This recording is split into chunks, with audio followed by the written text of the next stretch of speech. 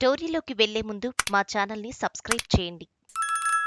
యనమలకు అర్థమైందా? టీడీపీలో senior most లీడర్గా ఉన్న మాజీ మంత్రి యనమల రామకృష్ణుడు కాకినాడ సెస్ పేరుతో బిగ్ షాట్స్ బీసీల పొట్టకొట్టారు అంటూ ఏకంగా ముఖ్యమంత్రి చంద్రబాబు నాయుడుకు సంబంధించిన లేఖాస్త్రం ఒక బలమైన సామాజిక వర్గానికి గట్టిగా గుచ్చుకుంది.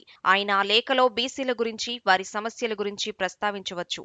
కానీ ఆయన ఏకంగా కొందరి పేరు చివరన కులాలను సూచించే తోకలను తగిలించి మరీ రాసిన ఈ లేఖలో మసాలా ఘాటు ఎక్కువగా ఉందని అంటున్నారు. యనమల అంటే చాలా లౌక్యం తెలిసిన నాయకుడు. చంద్రబాబు సీఎం ఎప్పుడు అయినా ఆర్థిక మంత్రిగా పక్కన ఆయనే ఉంటారు. టీడీపీలో అలా అత్యధిక కాలం ఆర్థిక మంత్రిగా చేసిన రికార్డు ఆయన సొంతం. అసెంబ్లీని ఆయన టీడీపీ అధికారంలో ఉన్నప్పుడు స్పీకర్ గాను, శాసనసభ వ్యవహారాల శాఖ మంత్రిగాను నడిపించిన తీరు కూడా అంతా చర్చించుకుంటూనే ఉంటారు. చంద్రబాబు వద్ద పలుకుబడి, సాన్నిహిత్యం ఎక్కువగా ఉన్న నేత యనమల అనటంలో సందేహం లేదు. అలాంటి పెద్దాయన ఇలా ఒక లేఖ సంధించి ఒక సామాజిక వర్గం కన్నెర్రకు గురి అవటమంటే ఆలోచించాల్సిన విషయమే అని అంటున్నారు. యనమల రాజ్యసభ సీటు మీద కోటి ఆశలు పెట్టుకున్నారు. ఆయన దానికోసం 2016 నుంచి ప్రయత్నం చేస్తూనే ఉన్నారు.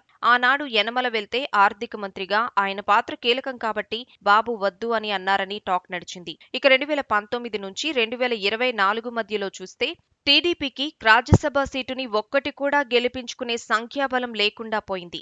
ఇప్పుడు బంపర్ విక్టరీ దక్కింది. మొత్తం సీట్లు టీడీపీకే దక్కుతాయని తెలుసు. ఈ నేపథ్యంలో అనుకోని వరంలా 3 ఎంపీ సీట్లు ఖాళీ అయ్యాయి. అందులో ఒకటి తనకు గ్యారంటీ అని యనమల గట్టిగానే భావించారు అని అంటారు.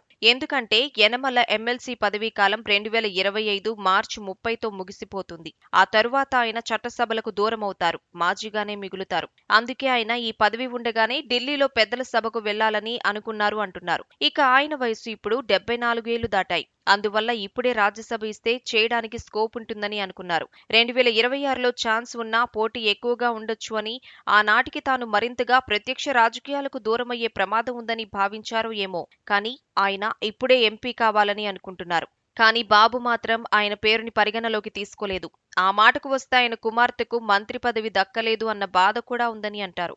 ఇక గవర్నర్ పోస్టు విషయం తీసుకుంటే అది విజయనగరం పూసపాటి రాజు అయిన కేంద్ర మాజీ మంత్రి అశోక్ గజపతిరాజుకు ఇస్తారని అంటున్నారు. ఈ మొత్తం పరిణామాలు అన్నీ చూసిన మీదటనే యనమల బీసీల వాయిస్ ని గట్టిగా వినిపించాలని అనుకున్నారని అంటున్నారు. అయితే ఆయన వ్యూహం కరెక్టే అయినా అందులో వేరే కులం వారిని పాయింట్అవుట్ చేసినట్లుగా తోకలు తగిలించటంలో అస్సలు వ్యూహం బెడిసికొట్టి కొత్త ఇబ్బంది స్టార్ట్ అయిందని అంటున్నారు.